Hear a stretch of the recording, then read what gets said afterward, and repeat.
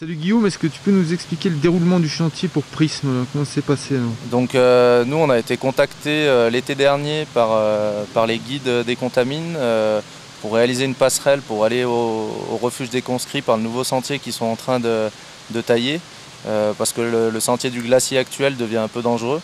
Donc moi je suis venu l'an dernier faire une visite de repérage, donc on est monté en hélico avec les guides, on a mis des cordes pour descendre dans la gorge qui est derrière nous.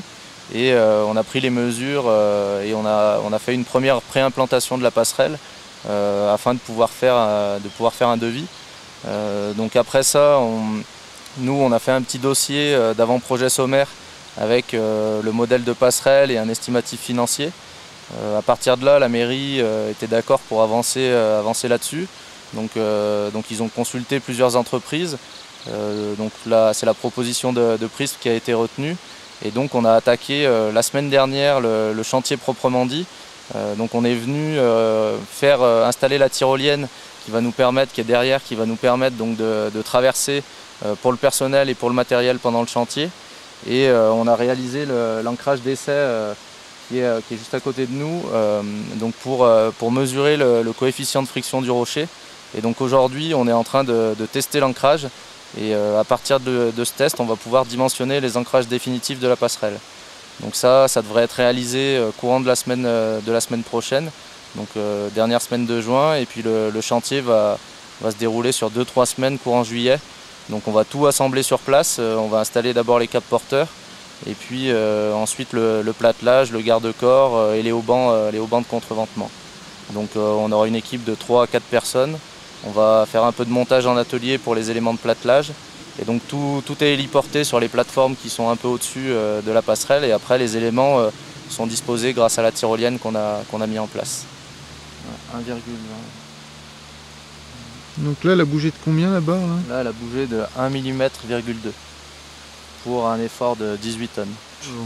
Donc là, en fait, on fait un essai d'arrachement de l'ancrage.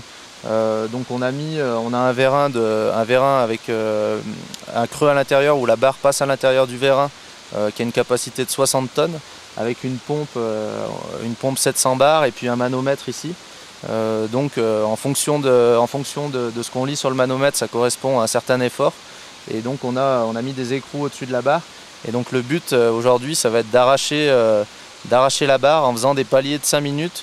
C'est selon une norme bien définie. Et donc le but, ça va être de définir le coefficient de friction du rocher. Et à partir de ça, vu qu'on connaît l'effort dans les capes de la passerelle, on va pouvoir déterminer la profondeur des ancrages définitifs et leur diamètre. Donc le but aujourd'hui, c'est simplement d'arracher le clou d'ancrage pour faire le calcul de dimensionnement.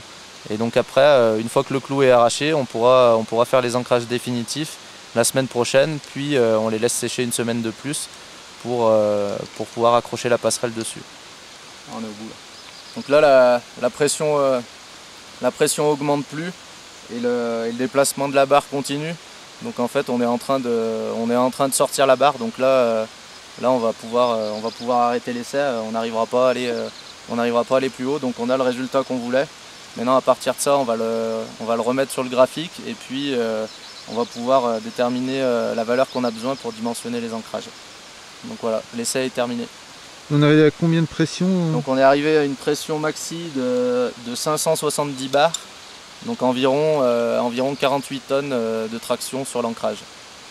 Donc c'est une bonne valeur par rapport à ce qu'on attendait. Donc maintenant on va pouvoir dimensionner nos ancrages en conséquence et peut-être réduire un petit peu la profondeur par rapport à ce qui était prévu.